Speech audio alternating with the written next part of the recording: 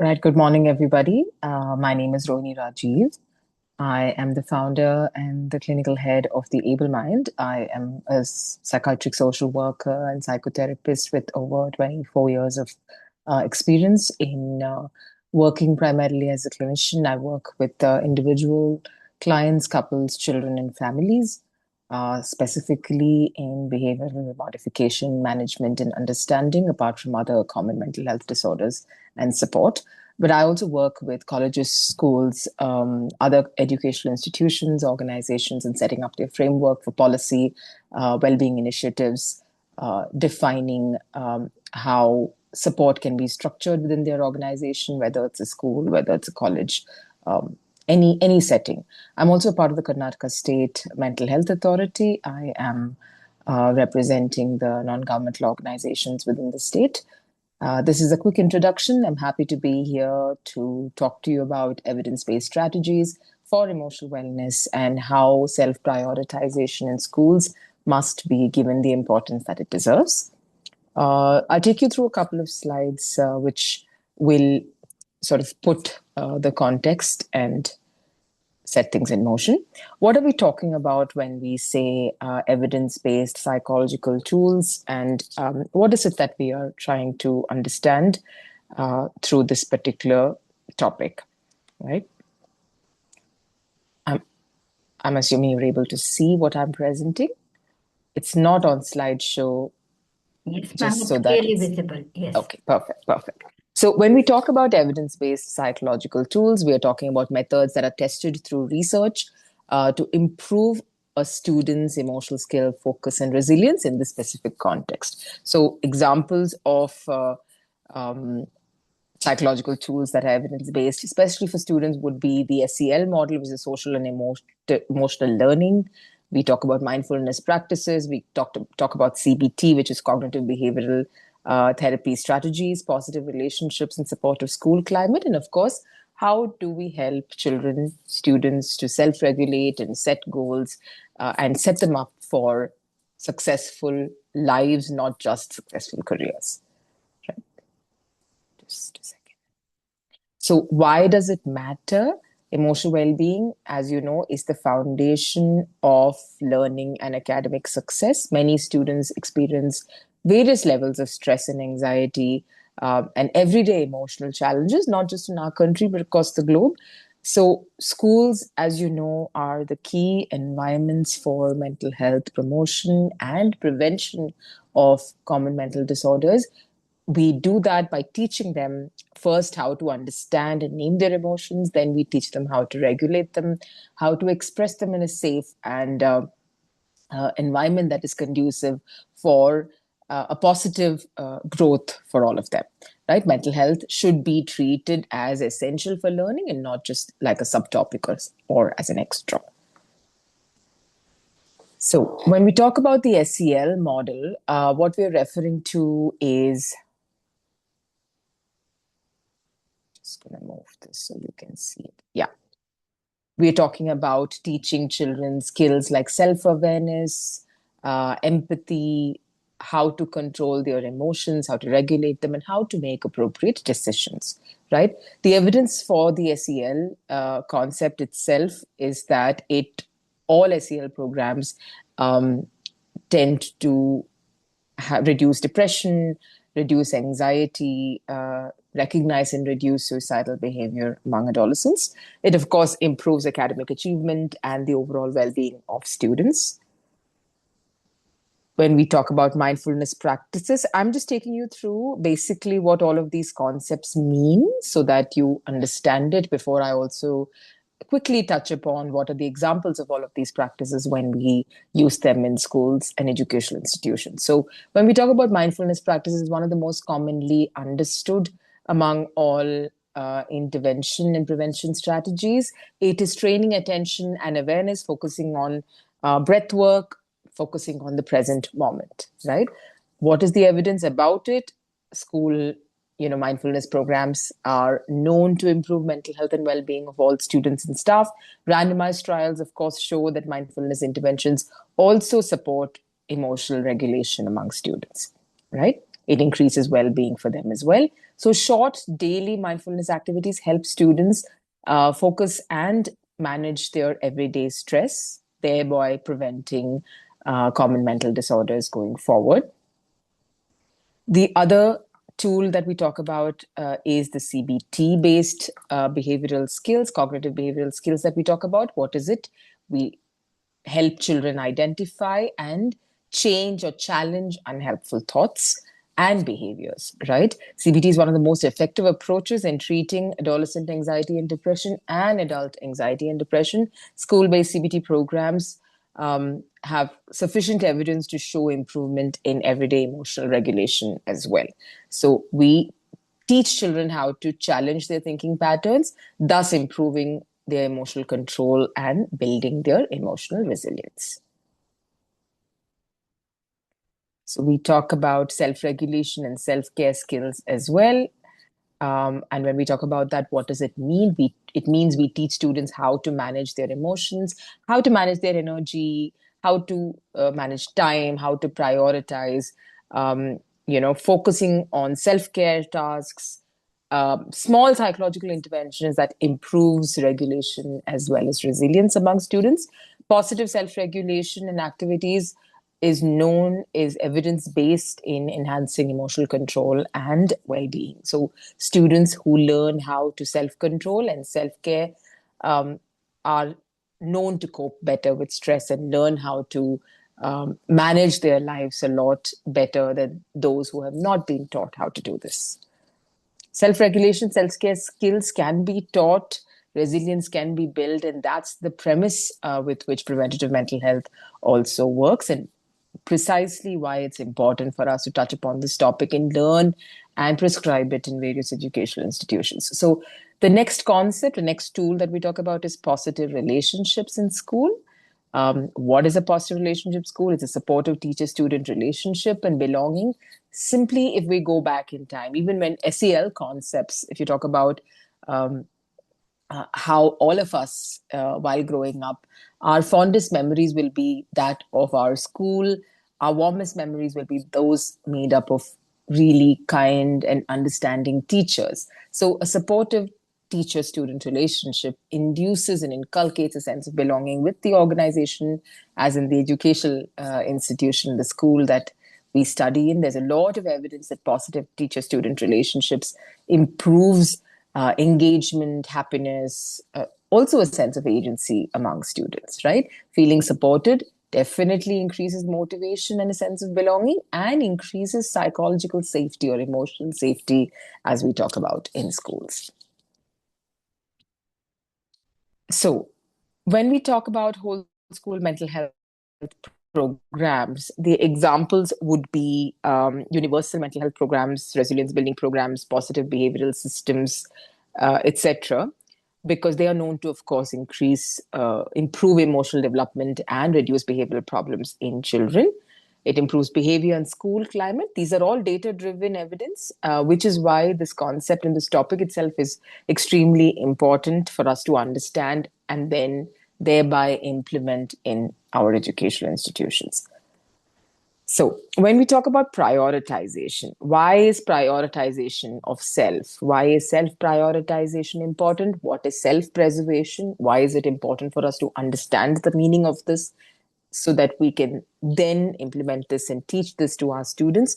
It helps them value their own mental health, it helps them understand boundaries, understand their own emotional needs as well as the emotional needs of those around them, right? Psychological interventions are known to strengthen resilience, regulate emotions, and of course, they are key to self-prioritization.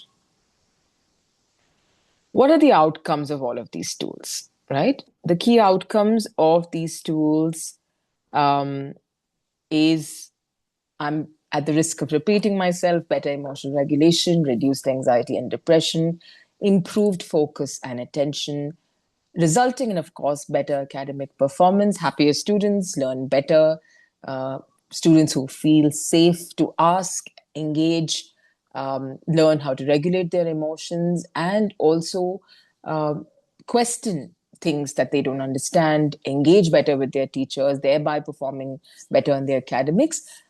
and are known to be far more resilient and focused on their well-being than students who haven't had access to these tools of self-regulation and psychological safety and prevention. So what is it that we, what is the simple practical ways in which schools can implement them? These are very easy things that as educators all of you can introduce to your children, to your students. 2 to 5 minutes of daily mindfulness practices. It could simply be breath work. It could simply be teaching them how to breathe in, how to hold, how to exhale, and in the process learn to be a little more tuned in towards themselves, right? Social and emotional learning lessons integrated into the curriculum, emotional check ins in class, simply when the teacher comes in, a quick 5 minutes of breathing and then asking everybody, how was your evening? What did you do? Just checking in, remembering things that the class shared the previous day. It improves a sense of engagement with the teacher, and children begin to feel that they matter, right? It's not just an output of education because of an input of lessons that's going into them. CBT style thinking skills activities, which means teaching children how to question the way they're approaching a situation, question the thoughts that's coming. If that thought is negative, challenging those negative thoughts and teaching them how to switch that negative thought to something that is more positive and optimistic, creating safe spaces for students for expression. Teacher training in emotional support, of course, has to be an annual engagement. Teachers need to find their space, of course, to reset, to regulate their own emotions. Teaching is a highly value-driven, employment. And it can, of course, make you, because you're also creating the future of little children, but it also can be extremely exhausting. It can be extremely demanding. There's so much that teachers need to understand and adapt to the new age changes, new age teaching tools, understanding the new generational changes, plus learning how to navigate the student parent ecosystem. Um, and this can all be extremely demanding, exhausting, and stressful for the teachers. So, giving them also the kind of emotional support on a daily basis becomes very critical for educational institutions. It is one of the things that my organization also works towards: preventative, everyday mental health support. What are the examples of psychological tools that schools can start implementing? I'm just going to, yeah. So, some examples of SEL concepts in schools, if you can see it. What is it that you can do, right? You can look at emotional check-in at the start of the class, right? Are you happy? Are you stressed? How are you feeling? You could attach a feelings wheel within every classroom that children can move around, right from primary schools, where you teach them, okay, are you upset? If you're upset, why exactly are you upset? Can you point out the feelings? When children learn how to name their feelings, they understand that it's normal for us to feel a certain way. All feelings are accepted, all behavior is not, is something that teachers and parents should continue to reiterate to children. Don't dismiss how they feel, guide them on how they can understand those feelings and how they can act upon them, right? Role play activities to practice empathy and communication, and group problem solving tasks. These are simple things that you can do as psychological tools in schools. Secondly, what sort of mindfulness practices helps? 2 minutes breathing exercises before lessons, before competitions. Diaphragmatic breathing for 2 to 3 minutes is said to improve performance almost by 2 to 3%. Silent attention practice. Everyone can, you can have a competition of silence. Ask everybody to focus on their breath work for 1 or 2 minutes. Short body relaxation activities. You can talk about simply, tightening different parts. Progressive muscle relaxation is a very easy thing that can be taught to children in schools. If we start young, then we are creating a generation of self regulated, self aware, more resilient children leading into more resilient adults who know that it's okay for you to not be okay sometimes. It's okay for you to explain it and reach out when things aren't working out for you. Right. The third will be a CBT based skill, the thought, feeling, action model. You can create worksheets on it. You can download. There are a lot of free worksheets available. Teaching children how to reframe their thoughts.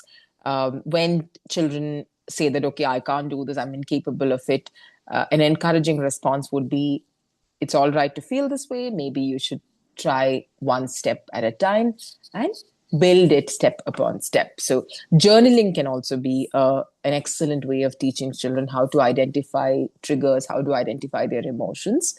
And the last one would be self regulation and self care.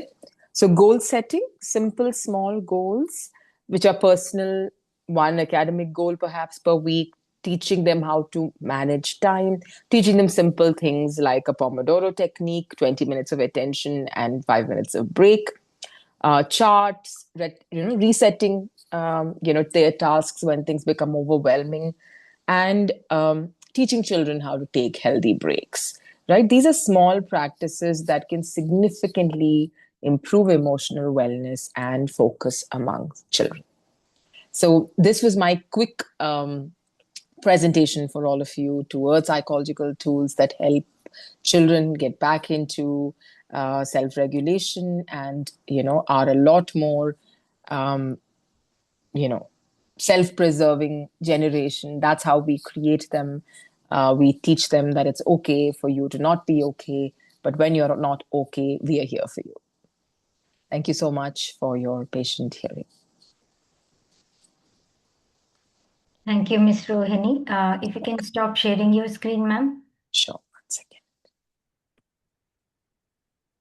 All right. Great. You can hear me properly, right? I can, absolutely. Yes. So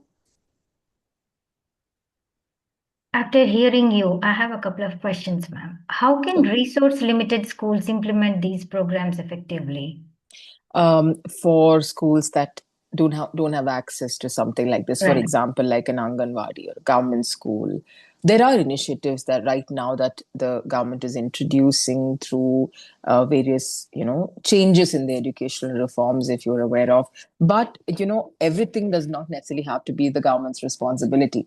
There are organizations that work in the education sector to create this volunteer groups, organizations that work in the preventative support, CSR activities that encourage mental health support in schools that don't have access to this could be a great way to make sure that these simple tasks are introduced in schools, taught to teachers, a community group, like a teachers community, etc., where teachers have access to trainings that's regularly funded. If cannot be funded by the government, then funded by private organizations through CSR activities or philanthropic activities can be something that we should definitely look at.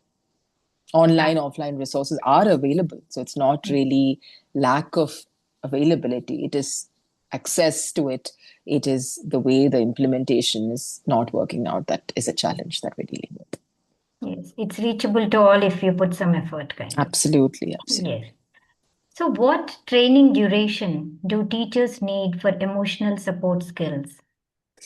Ideally, we need to look at a little bit of intensive training, starting with their own, giving them support skills, etc. So about a couple of, maybe about a half a day's training. Sometimes very intensive trainings go on up to 2 days as well, but it's an annual training. So 2 days a year should not be hard for the school to take out for their teachers. It's usually done along with the annual training that happens before schools reopen.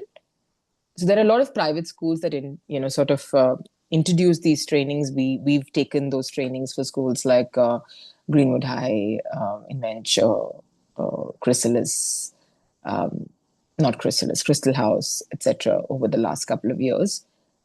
This can be a part of all schools trainings. It can be, we can reduce it even to like 1 or 2 hours if there is a time constraint, but the significance of it should not be overlooked.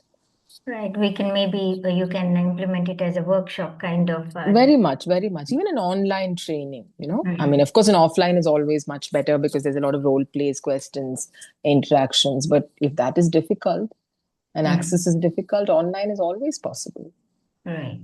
So, ma'am, what age should school start mindfulness practices? Oh, all the way starting from grade one. Wow. Because when a child is able to understand, because yoga starts very young as well, no? Right. It's just simply teaching them. See, they may not be able to do it accurately, but that doesn't mean that they can't. So it's simply Mhm. about sitting with them, teaching them how to just focus on their breathing, and teach them that, okay, if you're feeling this way, like I said, the feelings wheel can be introduced quite early on as well, as early as 6 years. Okay. So, teaching practices or like mindful practices starts from Yes, home. How yes. can parents reinforce these practices at home? We have to model it. Children don't really listen as much as they watch, right? They learn what their parents are doing more than, through observation rather than listening to what they're saying. So if they see that, okay, as parents, as a couple, you both parents, even in single, parent families, the more involved parent is being very vocal about how they manage problems, how it's okay for you to feel a little down sometimes, but this is what I do when I don't feel okay. Do you want to sort of do this with me? Coming down to the child's level when the child is throwing a tantrum, perhaps it isn't a behavioral difficulty. It is simply the child struggling to express how they're feeling about a certain situation at a certain time. So it could simply be hunger. It could be, looking for attention from the parent. And attention seeking behavior sometimes results in tantrums as well. So if you're going to react to the child with the same sort of anger or irritation, the child will simply think that, okay, the child is getting rejected, or that the only way the child is going to get attention from you is if they cry or get angry or throw a tantrum.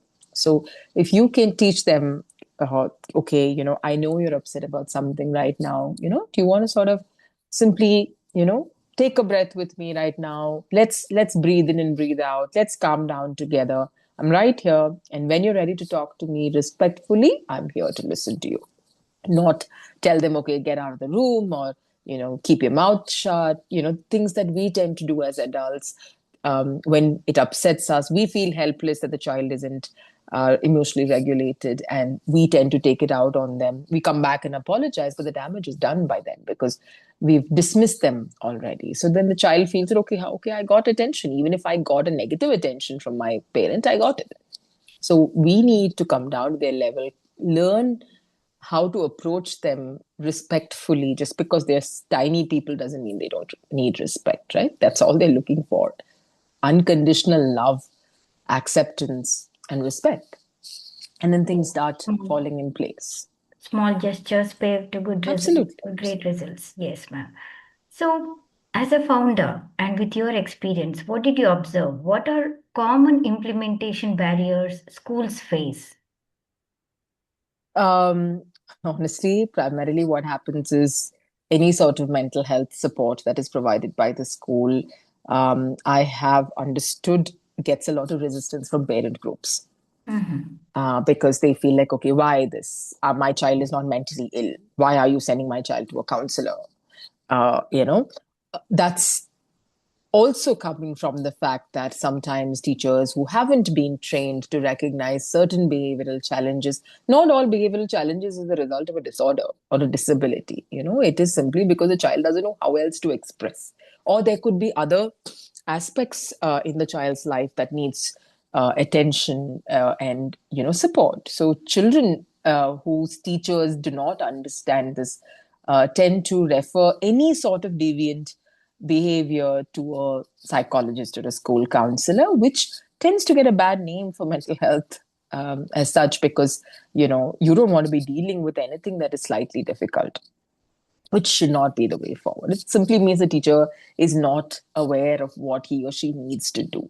So, first barrier, like I said, is this: parent groups are resistant to counseling and mental health support because they don't understand, and also because they feel their child is being targeted or that their child is being branded, etc. Because the stigma associated with psychology and mental health. The only way this can be stopped is by making it a part of the process, making it common to everyone, giving access irrespective of who you are in the school, everyday simple support to make sure that both teachers, admins, and students have access to everyday emotional regulation, mental health support. So the stigma that way comes down, and it is offered as a part of the school curriculum that, okay, everybody gets access to mental health, not just specific students whose behavioral deviance is what is understood. That way, parents will resist less.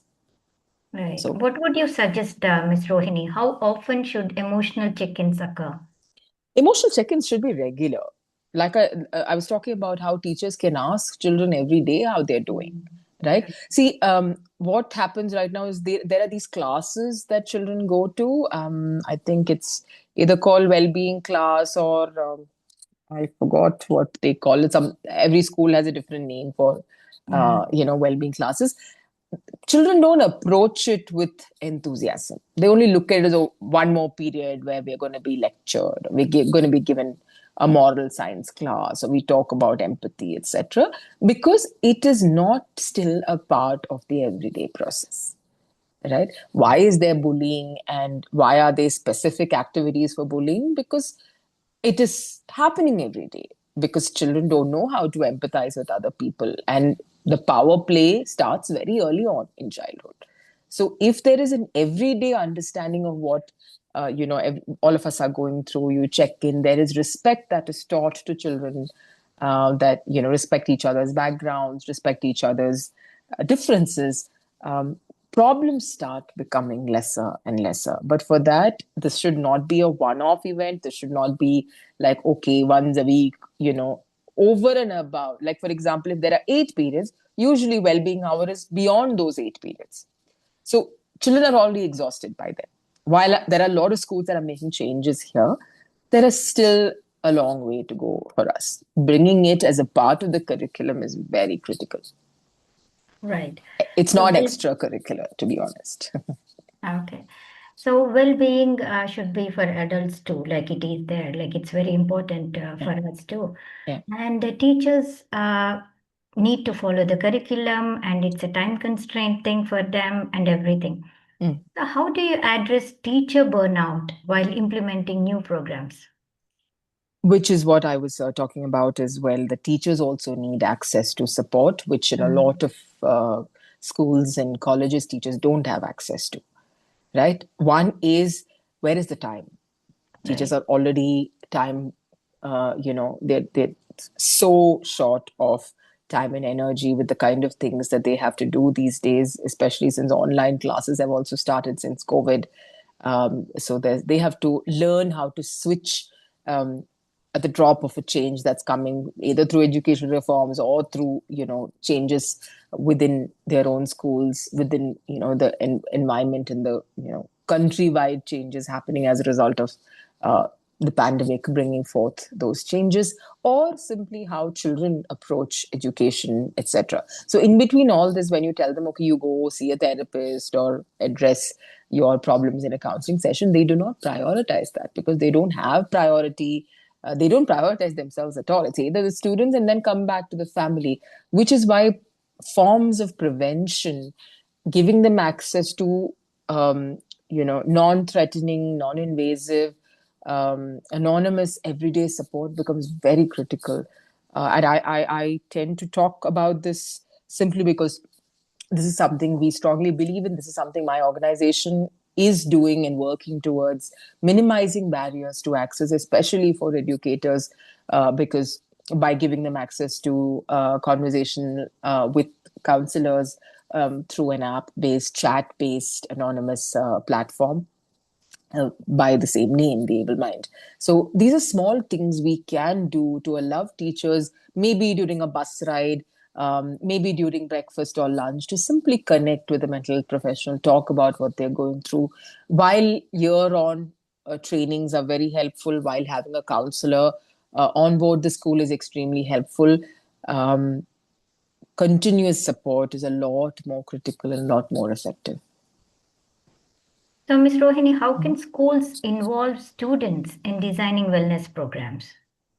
They already are. At least most of the private schools do talk to children about what they find is the most engaging. How do they build their agency? A lot of them look at Instagram influencers, etc., for support.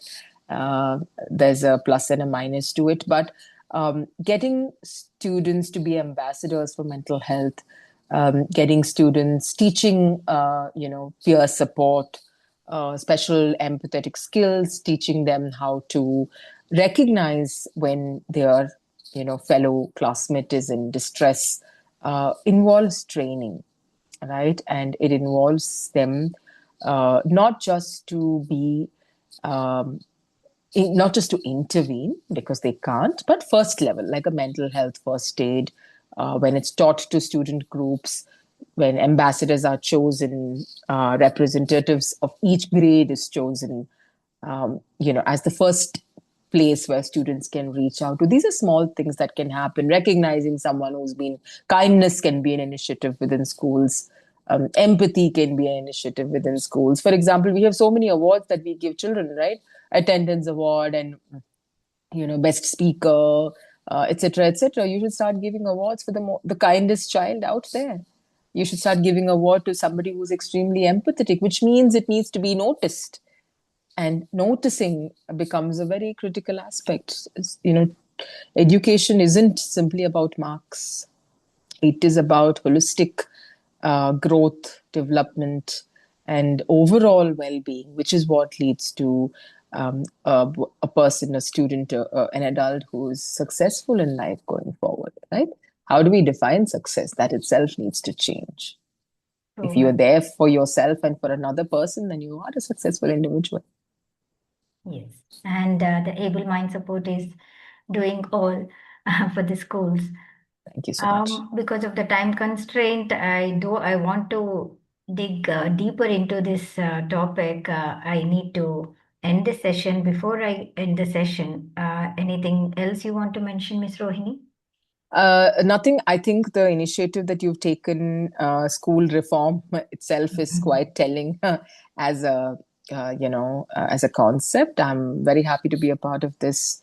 I look forward to connecting with more educators, schools across India, across the globe, and happy to support them in their initiative to create stronger, resilient little children and a more informed, more educated, and more supported staff as well. So please feel free to connect with me. My details are there, I think, shared in the website.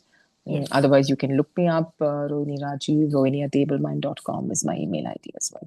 Really happy that you've given me this opportunity. I'm grateful for it. Thank you so much, and keep up the great work. Thank you, School Journal of Education and schoolreformer.com. Thank you for the talk and for patiently answering all the questions. I know those were repetitive. We have spoken about it in the slides and everything, but I wanted to know more about which, like, you know, which gives more information. So lovely talking to you, Miss Rohini, and have a great day. I'll end the session. Thank you. Thank you so much. Take care. Bye bye.